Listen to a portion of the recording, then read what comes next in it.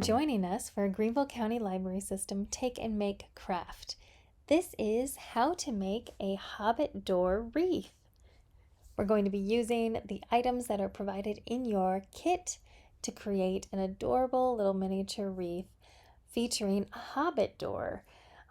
If you're not familiar with The Hobbit, the book, or the Lord of the Rings series by J.R.R. Tolkien, that's no problem. This can be a fairy tale door. It can be really whatever you'd like it to be. All right, so grab your kit and we'll get started. You're also going to want to grab a pencil and a pair of scissors.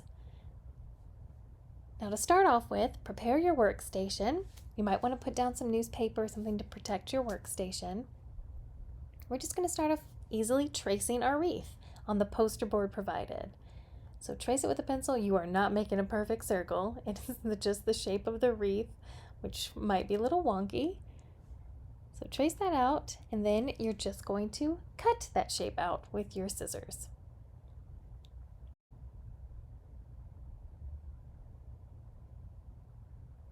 Okay, and once you've cut it out, you've got your not so perfect circle. And we're just making sure it still fits on the back of that wreath. And now we're going to paint it. So grab your paints, your paper plate palette, and the brushes provided. Okay, so we want to paint this background. This is the actual Hobbit door. So we're going to take the greens and make that a beautiful green Hobbit door. Now you can go right on in with your brush, but it's probably a little bit easier to put some of the paint on your paper plate. Use that as your palette, and that way you can mix the greens. You can play around with adding in some of the black and white as well. I want to make mine look like a wooden door that's just been painted green, so I'm going to try to make some wooden slats. So I know what kind of look I'm going for. You can make your Hobbit door look like anything. You don't even have to use the green paint. You can use a different paint if you have one. But I'm just going to stick with the traditional green Hobbit door that we're so familiar with. Okay, so I'm just mixing that up. Now I want to just go ahead and do some nice big coverage of my door. So I'm just going to go ahead in with a bigger brush, the nice foam brush. Just cover as much as I can. If I like the shade, I'm just going to go ahead and go all over it, sort of making brush strokes to make it look like a wooden door. And remember, this is all up to you and your creativity.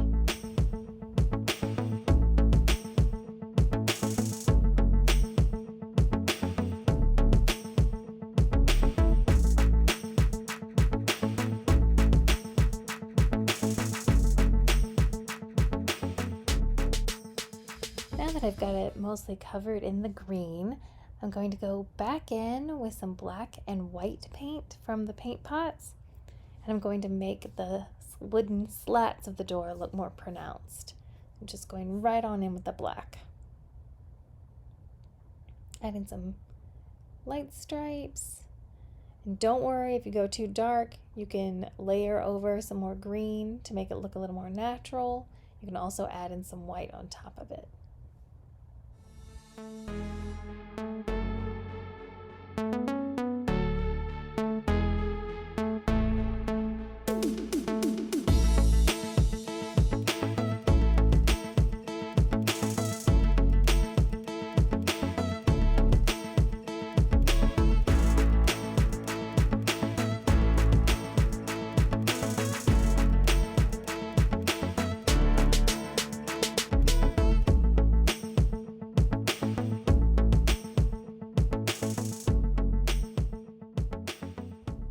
Now I'm just going back in with my larger brush to make the brush strokes so that they look a little bit more like wood grain.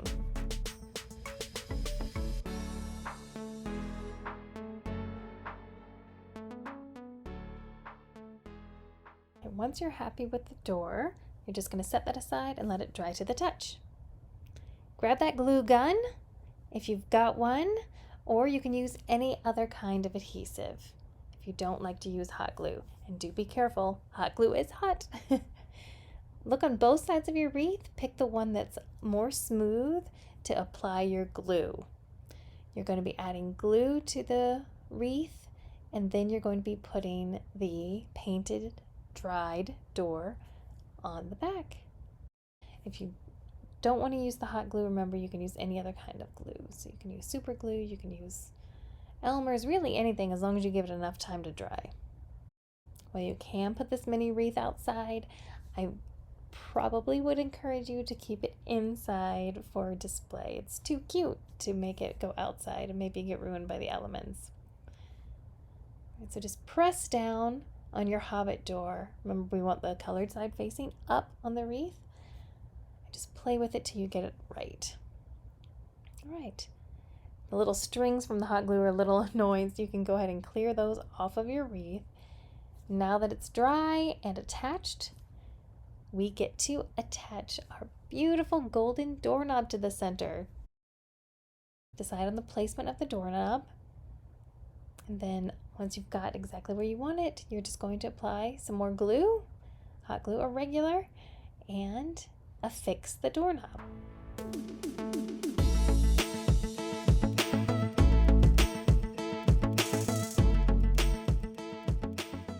And just like with the door part, we're going to wait until it dries. It's so cute, I'm loving it. And so now I'm going to add some natural elements to the outside of the wreath just to make it more decorative. You've got that bag of moss, there's also some pebbles in there, and you've got the artificial flowers. So you can decide to decorate this however you like. So just add hot glue, whatever glue you're using, to the outside of the wreath.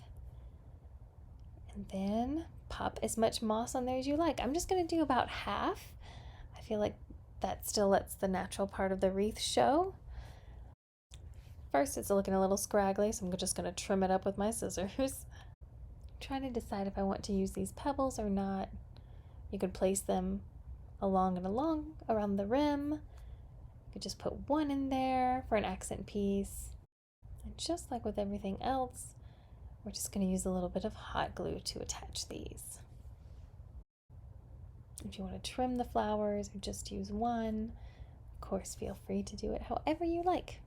Okay, I put a little hot glue on the back of this flower, and now I'm just pressing it on there. Remember, hot glue dries very quickly. You can also just tuck the artificial flower into the moss and it will stay just as well.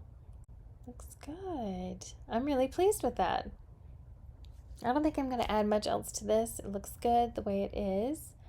So now we just have to think about how do we want to hang it. So there was some twine included in your kit. You can use that twine very easily by just threading it through some of the branches on the wreath. And then the twine would show, of course, as you hang it. I can just sort of thread it through these branches. Now, if you don't want to use the twine, you could use ribbon. That would also look really pretty. You could also glue on a hook to the back if you'd prefer. Alternatively, you don't have to hang it at all, of course. You could just display it on a little stand or propped up on your bookshelf.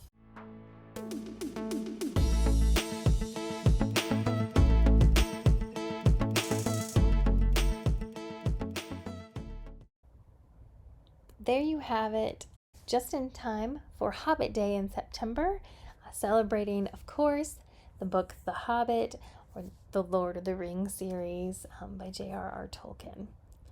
So I hope you enjoyed this craft as much as I did. If you'd like to learn more about library resources, of course, please check out our website at greenvillelibrary.org. You can look under the hobbies and DIY learning resources to learn different ways that you can craft using things around your house or in nature. And we hope that you come back to try out our next kit soon. Thanks for joining us. Bye!